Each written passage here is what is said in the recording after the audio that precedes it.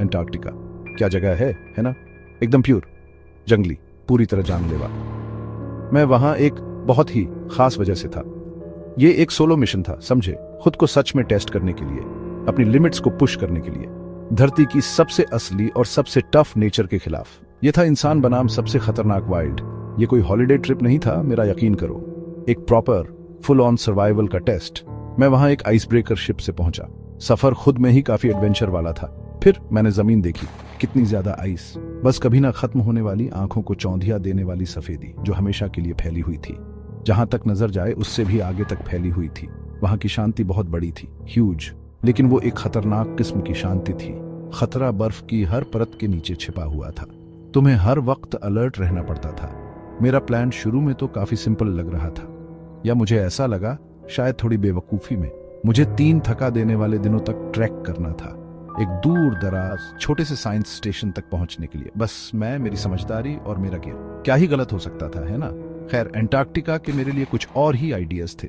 ये हमेशा ऐसा ही करता है, ये बेरहम कॉन्टिनेंट। इसे तुम्हें चैलेंज देना बहुत पसंद है। मेरे अंदर एक असली बज महसूस हो रहा था, एकदम दिल की धड़कन बढ़ा देने वाला एक्साइटमेंट, समझे ना? लेकिन उसके साथ मिली हुई थी एक गहरी रिस्पेक्ट। ये जगह बिल्कुल एक जायंट है, एक बेहीमोथ। उसे तुम्हारी जरा भी परवाह नहीं है। एक गलत कदम, एक गलती और बस खेल खत्म। मैं समझ गया था कि स्टिक्स बहुत ऊंचे थे। मैंने अपना सारा गियर चेक किया, फिर दोबारा चेक किया। एंटार्क्टिका मुझ पर जो भी मुसीबत डाले उसके लिए तैयार। ट्रैक का पहला दिन, शुरुआत ठीक ठाक हुई। सूरज निकला हुआ था सरप्राइजिंगली, लेकिन वो तो पूरा धोखा था, एक छलावा। एंटार्क्टिका का सूरज कोई गर्मी नहीं देता यार। फिर हवा तेज होने लगी, जैसे कोई छुरी हो मुझे चीरती हुई निकल गई। विजिबिलिटी एकदम से घट गई, बहुत तेजी से। बर्फ मेरे चारों ओर घूमने लगी। एक असली भयानक ब्लिजर्ड आ गया था।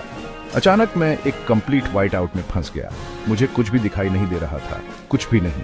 अपने दस्ताने वाला हाथ भी सामने नहीं दिख रहा था। सब कुछ गड़बड़ लग रहा था, बिल्कुल अफरा तफरी। मेरा जीपीएस यूनिट अजीब हरकतें करने लगा, हेवायर हो गया, बिल्कुल बेकार हो गया था, किसी काम का नहीं। टेक्नोलॉजी आपको धोखा दे सकती है जब आपको उसकी सबसे ज्यादा जरूरत हो, स्पेशली यहाँ, इस अनजान जगह पर। मैं सच में बिल्कुल अकेला था तब। डरावना टाइम था। शेल्टर, वो मेरी सबसे पहली प्रायोरिटी बन गई। मेरा छोटा हल्का टेंट बहुत कमजोर लग रहा था इस भयानक तूफान के सामने, बिल्कुल नाजुक सा। बाहर का टेम्परेचर एकदम से नीचे गिरता ही गया। -30 डिग्री, फिर -40, कड़ाके की ठंड। फ्रॉस्ट बाइट का खतरा बिल्कुल असली और सीरियस था। वो चुपके से आता है, बिना दिखे, और अगर आप केयरफुल नहीं रहे तो जानलेवा हो सकता है। मुझे खुद को बचाने के लिए तेजी से कुछ करना था। वो पहली रात तो धरती पर नरक जैसी थी। सोने का तो कोई चांस ही नहीं था। बाहर हवा गरज रही थी और चीख रही थी, जैसे कोई जंगली गुस्से वाली चुड़ैल अंदर आना चाहती हो। मेरा छोटा सा टेंट जोर जोर से हिल रहा था, नॉन स्टॉप। शक मेरे दिमाग में फुसफुसाने लगा, डर की वो छोटी छोटी आवाजें। कितनी टेम्पटिंग होती है। क्या मैं सच में इस मुसीबत से बच पाऊंगा? ये बहुत एक्सट्रीम था, असली एक्सट्रीम सर्वाइवल कंडीशंस।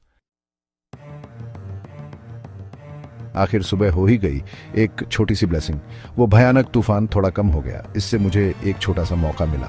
एक्शन लेने का टाइम था, और जल्दी एक्शन लेने का। फालतू टाइम नहीं गंवाना था। मेरा सर्वाइवल किट अब वही मेरी लाइफलाइन थी।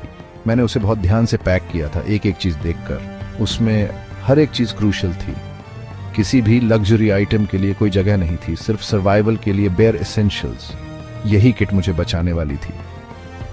मुझे पता था कि मुझे एक स्नो केव बनानी पड़ेगी। टेंट को तो भूल ही जाओ, अब वो बहुत रिस्की था। मैंने एक बड़े से स्नो ड्रिफ्ट में खोदना शुरू किया।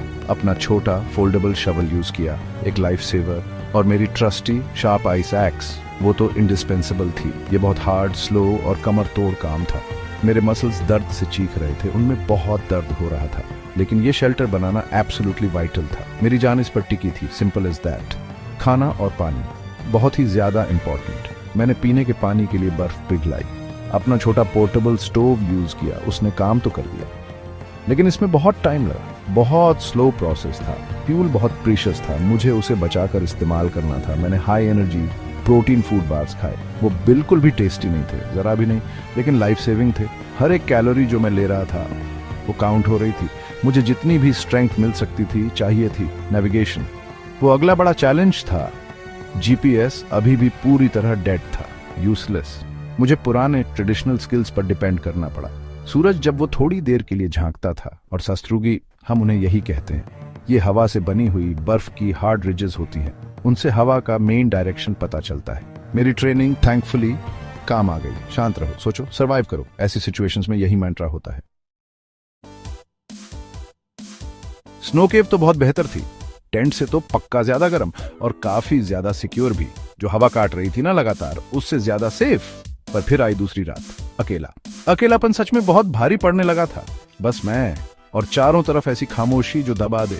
दिमाग ना बड़े गंदे खेल खेलता है आपके साथ। अकेलापन एक बहुत तगड़ा दुश्मन है जिससे लड़ना मुश्किल होता है। मुझे फोकस्ड रहना था, होश ठिकाने रखने थे।